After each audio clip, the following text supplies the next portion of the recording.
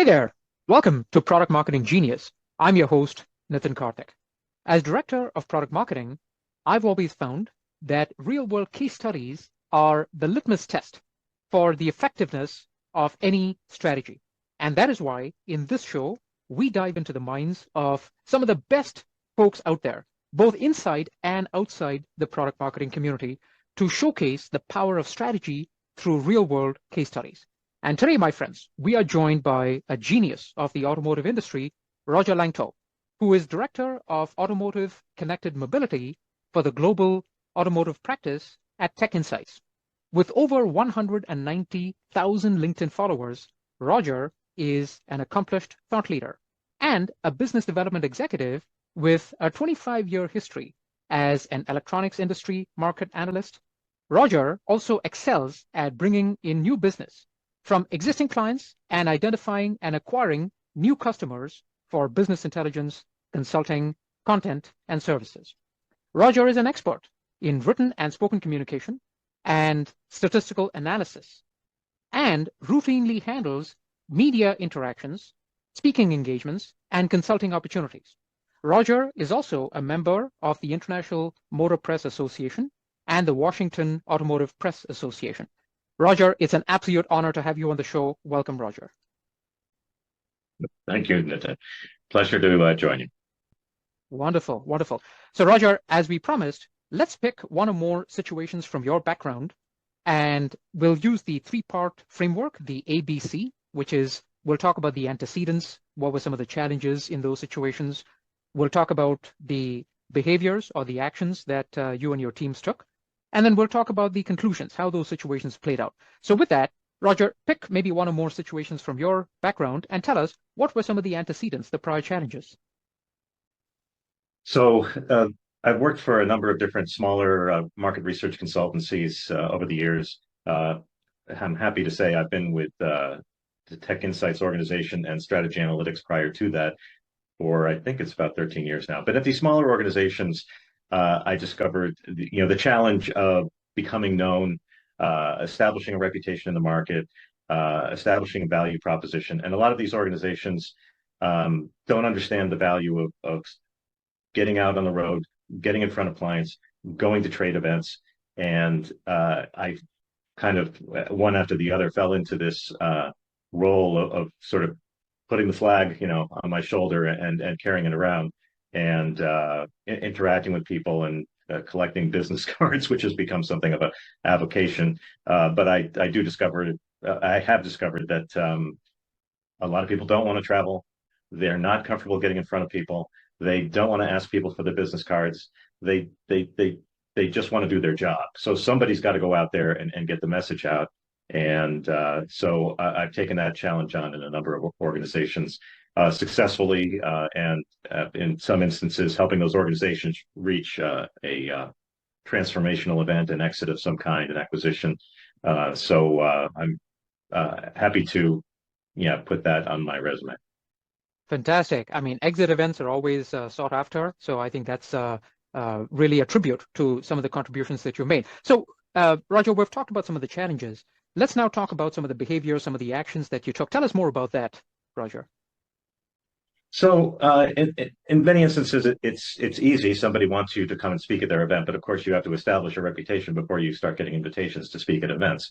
And you have to want to speak, and you have to want to be there, and you have to be able to capitalize on that opportunity. I've had colleagues in the past who, if they had a speaking engagement, they flew in, spoke, and left. For me, I would come in, make sure I went to the entire event, and all the ancillary events, and had meetings arranged for any companies that were in the vicinity of the event, and collect as many cards as I possibly could, meet as many people as I could, bother speakers as they were coming off the stage. So I developed my own sort of methodology for working an event, and it's proven to be very effective. I've met a lot of very interesting, fascinating people. I've learned an awful lot in the process, and I've learned a lot about myself, that I'm that person who's comfortable doing that, and not everybody is. The flip side of that is sometimes people in the organization don't understand what you're doing, don't understand what the contribution is. They're having trouble understanding the ROI. And so they might be very skeptical, working, against me behind the scenes. Who is this guy? We're spending all this money, and in some instances, people are paying for my travel, but not always. But it becomes kind of a contentious issue. But by and large, it's been a positive experience. But just there have been some moments where people are like, who is this guy and why is he going? So part of the methodology is making sure everybody understands why you're going, what the ROI is, and how they benefit from your actions, your travel. You bring back information, you bring back you share your connections. That's what I do, and it's been very effective.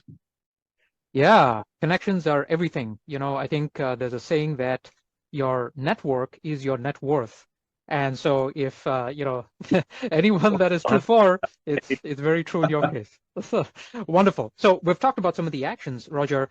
Tell us about some of the conclusions. I think you alluded to this a little bit earlier. How have some of these situations played out? Maybe what are some of the results that your clients have been able to achieve?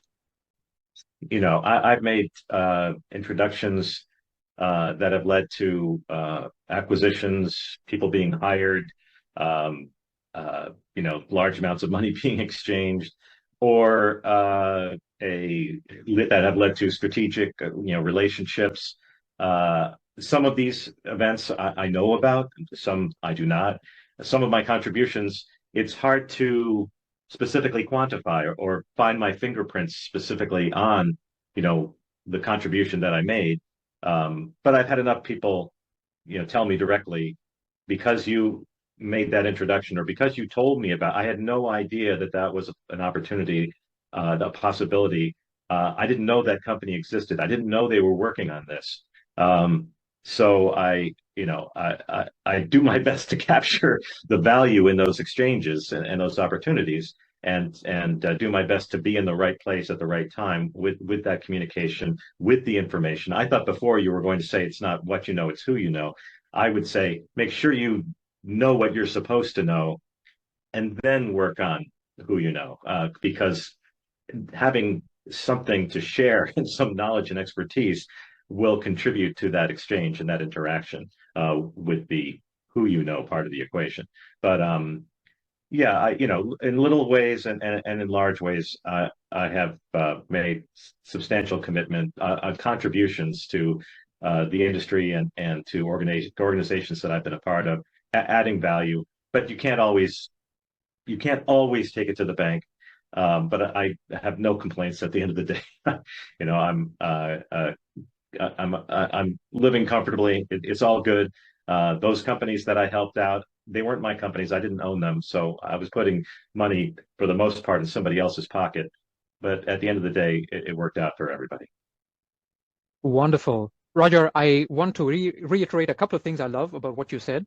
One of them is sometimes these contributions may not be measurable, at least in a quantitative sense, right? That doesn't mean that they weren't strong contributions. So I think everyone out there should remember, don't feel bad if, let's say, there wasn't like a KPI or a measurable outcome. Sometimes these can be more qualitative. The other thing that you mentioned, Roger, I want to pick up on is value creation and value capture. So sometimes there's a lot of value creation. Let's say two of your clients or two companies you're working with, they do a big deal. There may be a lot of value created.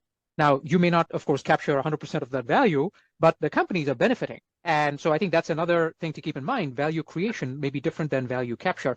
Wonderful. Roger, I think this is very insightful. I've learned a lot. Tell us, Roger, where can people learn more about you and find out what's next for you? Well, just two things. I mentioned collecting people's business cards, and these days, fewer and fewer people have cards.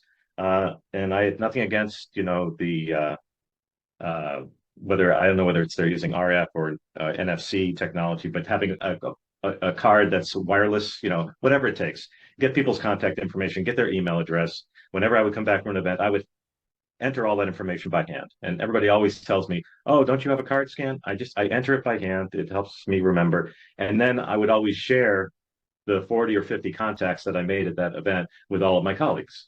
And I noticed, over several decades of work, no one else ever did that. Okay. So I strongly recommend getting those contacts and sharing those contacts. They're your relationships. So if someone wants to meet that person that you met, they're going to ask for an introduction. That's great.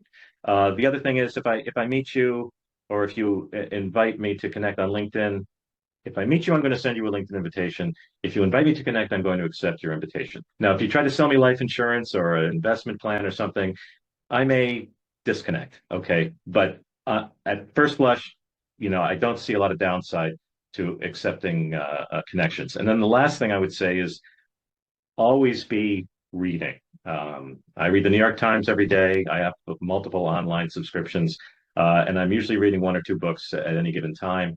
And I pay close attention to the books that other people are reading and get recommendations. And I'm not going to tell you what to read, just read. So be ingesting information.